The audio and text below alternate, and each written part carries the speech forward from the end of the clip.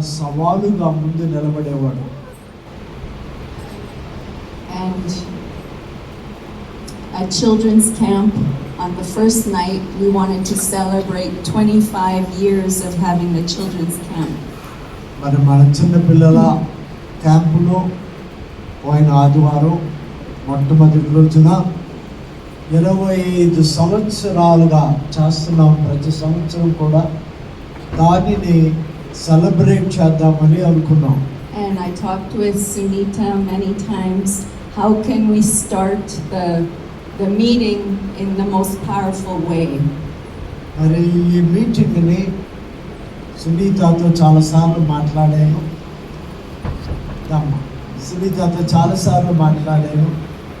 శక్తివంతమైన మీటింగ్గా 25 సంవత్సరాలైంది కదా, దీనిని ఎలాగో ప్రారంభించగలము అని సునీతని అడిగాను.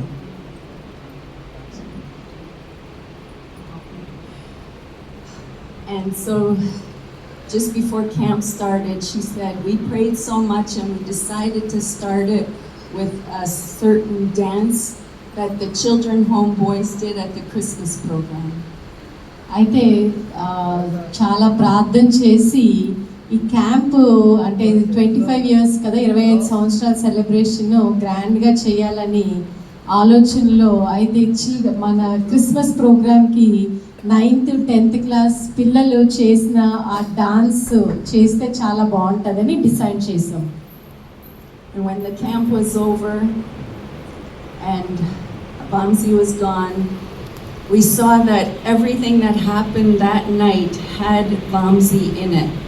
అయితే వంశీ ఇలాగా ఇంకా లేడు అని తెలుసుకున్నప్పుడు మేము ఆలోచిస్తే ఆ దినాన 25వ యానివర్సరీ జరిగిన మొట్టమొదటి దినాన మనం చూసిన ప్రతి ప్రోగ్రామ్ ఆ రోజు చేసింది అన్నిట్లో వంశీ ఉన్నాడు.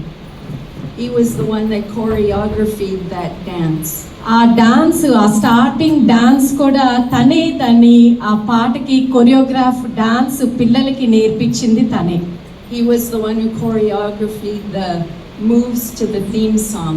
అంతేకాదు ఆ రోజు రిలీజ్ చేసిన థీమ్ సాంగ్, కొత్త సాంగ్, ఆ పాటకు కూడా డాన్స్ కొరియోగ్రాఫ్ చేసింది వంశీనే. He sang it also, right? Yes. He also sang the theme song.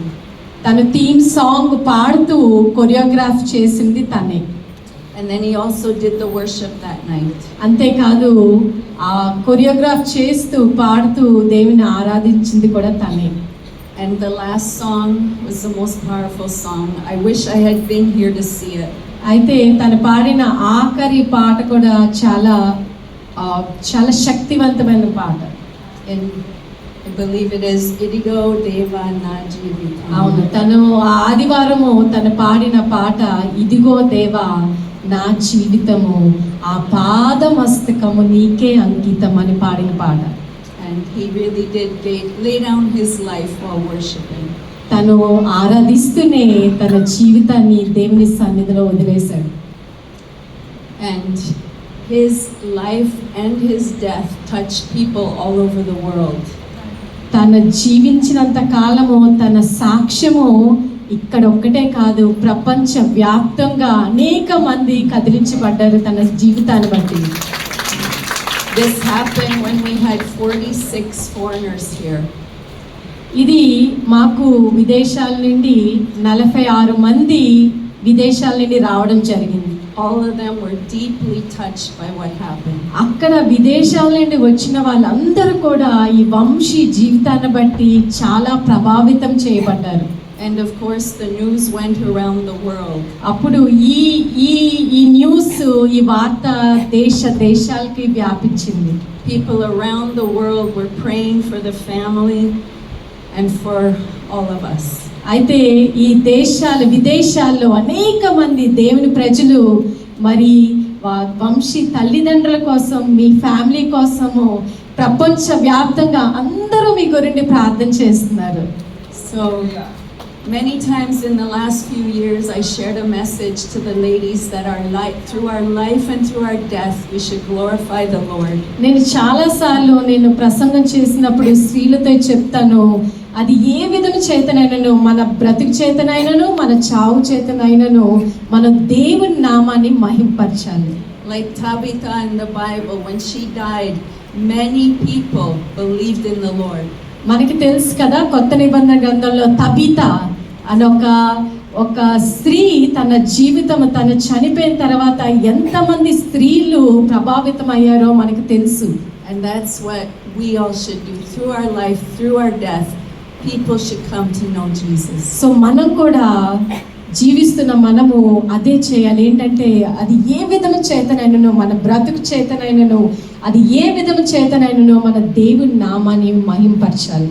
Our children, Bethany and Benjamin, also in Canada, were deeply touched by Vamsi's life. మా పిల్లలు కూడా, బెతనీ, Benjamin, మా పిల్లలిద్దరూ కెనడాలో ఉంటారు. వాళ్ళు కూడా వంశీ ఇలాగ లేడు అని తెలిసినప్పుడు వాళ్ళు కూడా చాలా బాధపడ్డారు. He was single-minded for Jesus. తను తన మైండ్లో ఇంకేది ఉండేది కాదండి. నేను దేవుని కోసం వాడబడాలి, దేవునికి ఇష్టడుగా నేను ఉండాలి, అది ఒకటే తనకి గురి. He wrote to Sunita a few weeks ago that, "Pray for me, I only want to do God's will with my life." అయితే నాకు తను చనిపోక ముందు ఒక 2 వారాల క్రితం నేను ఆ మెసేజ్ కూడా డిలీట్ చేయలేదు. ఎందుకంటే అది తను నాకు మెసేజ్ చేశాడు, "మ్యామ్, నా బిహేవియర్లో కానీ ఏ విధము చేతనైనా కానీ నేను తప్పుగా బిహేవ్ చేసినట్టు మీకు అనిపిస్తే దయచేసి నాకు చెప్పండి, నన్ను నేను సరి చేసుకుంటాను, దేవుని చిత్తము నా జీవితంలో జరగాలని ప్రార్థన చేయండి మ్యామ్" అని నాకు ఒక మెసేజ్ పెట్టాడు. So my greatest prayer is that all of us would be deeply impacted by his life, by his death, and we would go stronger forward for Jesus.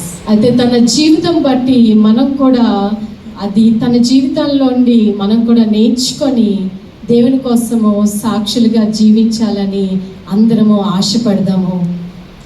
అందరికీ వందనాలు. అందరికీ వందనాలు.